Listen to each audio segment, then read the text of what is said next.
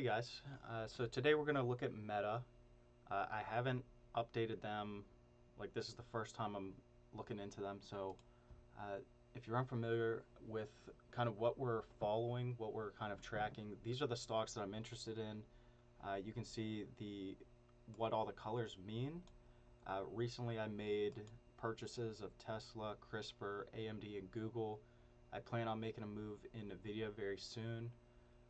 And then the orange ones are things that are close to making a move, whether it's a buy or a sell, and you can kind of see at the top the labels of what's happening. So this column D, that's the buy, E is the sell, and then we have the same thing over here. And then of course the dates of the last time we checked. So, things obviously change every day, so just keep that in mind. And then things that don't have a color, it's really in the middle ground, so it's not, I don't really plan on making a move anytime soon until, I check back in. But yeah, we're going to look at Meta right now.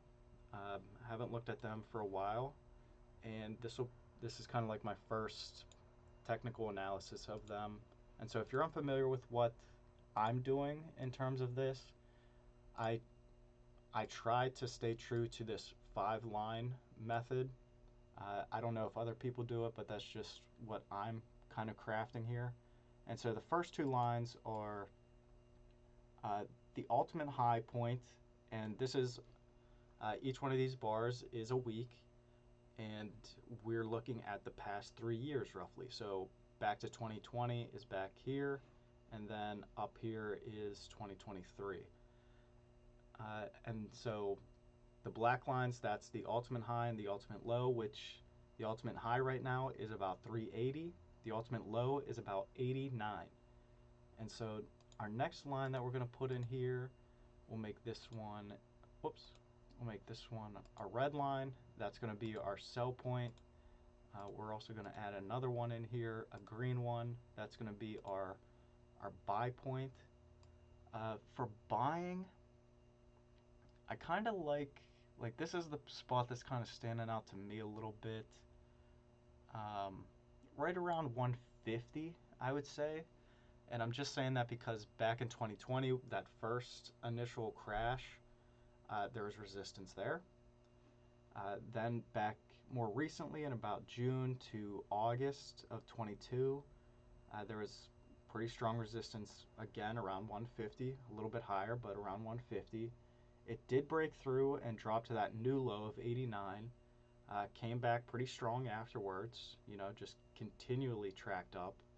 And then I'm not sure if they had reportings here back in February. If someone knows, by all means let me know. Uh, and right now it's tracking down again. And so the closer it gets to 150, I'd be interested. I'm just going to update my chart a little bit here. So currently it's at 150. Or no, I'm sorry, it's currently at 170. The buy point for me is about 150. So the sell point, this one's tricky because there's multiple shelves, it looks like. So, there's a shelf up here that's really high.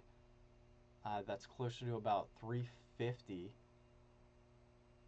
Then we have another one back from like 2020 to early 21 around 294. And then more recently, it looks like the high is around 228. And yeah, obviously, I'm gonna go with a more recent bias with this one. I feel like I could also argue there seems to be some resistance here at about 187.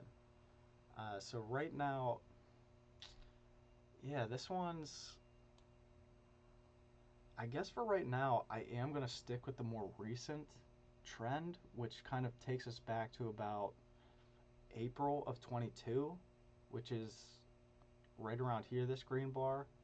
Ever since it came through that line in June of 22, it has not come back. I realize that's only 8 months, but most recently, just a couple weeks ago in February, it hit 187 and it doesn't seem to want to go above that.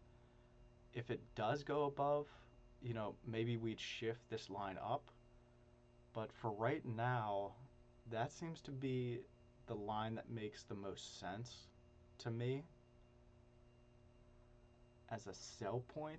It's not as big as a range as I thought it was going to be when I first saw this um, chart, but I think being conservative, that is kind of the point that I'm going to put it at is 187. So I'm actually surprised it's not as big of a range as I thought it was going to be, but that kind of seems how it's going to be right now.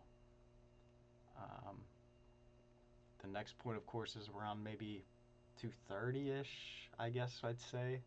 Once you get into there, then it's an open ball game. But we're going to stay conservative for right now. Um, and so this last line that I'm going to put in, this is kind of like what I think would be the fair value, just based on what's kind of happening. And so because we're kind of sticking to the recency bias here, uh, the middle line seems to be right around, for me, 170. And I'm really just basing that off the fact that there seems to be resistance here in about June, July of 22, and then again in September of 22. It couldn't get above that line, and then it just dropped like a rock. But then it came right back up after hitting that new low, and then it touched 187, and now it's hanging out at 170 again. So I'm definitely not going to do anything with this one because it's like right in the middle. If it were to come back down to 150, I'd probably that'd be the first time I'd probably add to the position because I know I have a position in this. I have no idea where it is anymore, but like when I bought in originally, but um, 150 would probably be the first time I'd look into it. And then if I'd circle back again and saw that it's all of a sudden 140, I'd probably add a little more and do that as it trends down. But of course, it could pop right back up. And if it got close to that 187, I would do the opposite. I might um, sell or uh, short this stock. We'll kind of see how it plays out. But for right now, 170 does seem like a fair price. I'm willing to wait for it to come down, and then of course, like I said, if it does go high to like 190, I might strategize in the opposite manner. But that's pretty much it for Meta. So if we go back to our spreadsheet, you can see Meta up here at the top. I just filled it in. I'm not going to make a move on this, so no colors to add there. But that's it. I'll see you on the next one.